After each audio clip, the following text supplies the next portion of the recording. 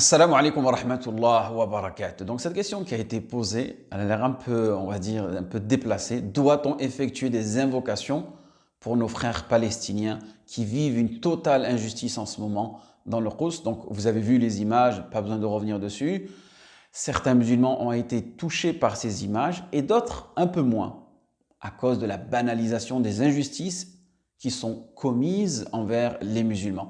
Une certaine banalisation qui a meurtri le cœur des musulmans, jusqu'à entendre certains musulmans dire que c'est de leur faute aux Palestiniens.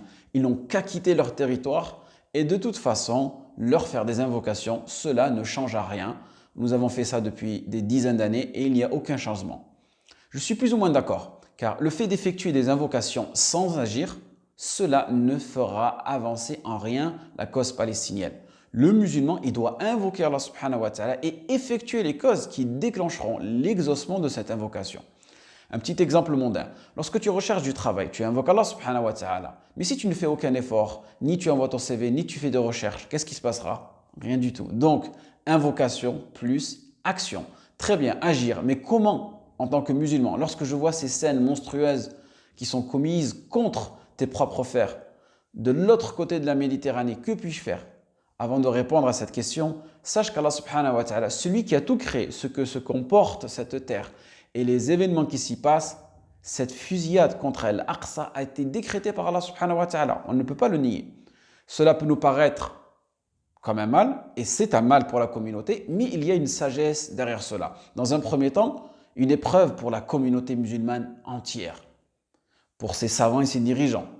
Donc, à eux d'agir, à eux de réfléchir et de trouver une solution.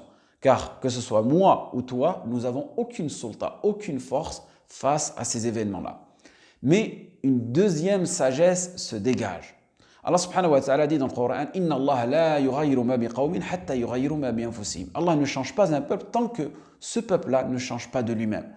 Les musulmans, peu importe où ils sont dans le monde, ils sont plus ou moins responsables.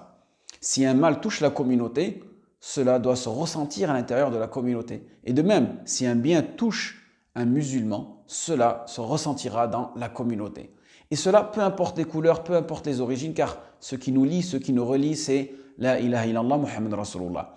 Donc les péchés que commettent certains musulmans dans un endroit sur terre peuvent avoir un impact négatif sur d'autres musulmans dans un autre endroit sur terre. Et c'est ce qui se passe en Palestine. Nos péchés, nos délaissements des ordres d'Allah subhanahu wa ta'ala, le délaissement du tawhid, la course aux richesses, la pratique de l'usure, de riba, nous a aveuglés, nous a affaiblis, que l'on soit dirigeant ou dirigé. Et sache qu'un ennemi ne n'attaquera jamais que si il ressent une faiblesse en vous.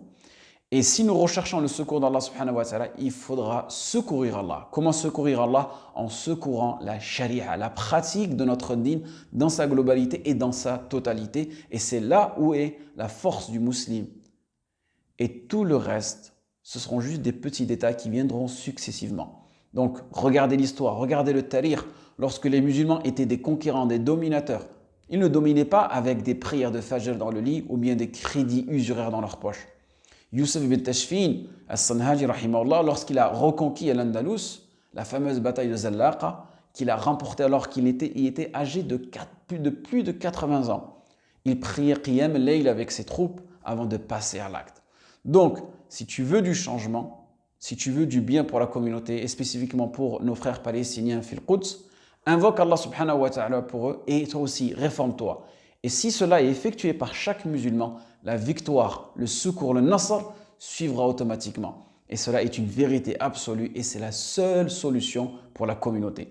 Donc n'oubliez pas que tout ce qui se passe aujourd'hui, c'est notre responsabilité à nous tous et que les gouverneurs ne sont qu'à l'image de leur propre peuple. Car j'entends beaucoup de personnes en ce moment dire Aïna Salah ad-Din al-Ayyubi, Aïna Omar ibn Khattab, radiyallahu anhu, où est Salah ad-Din, où est Omar ibn Khattab?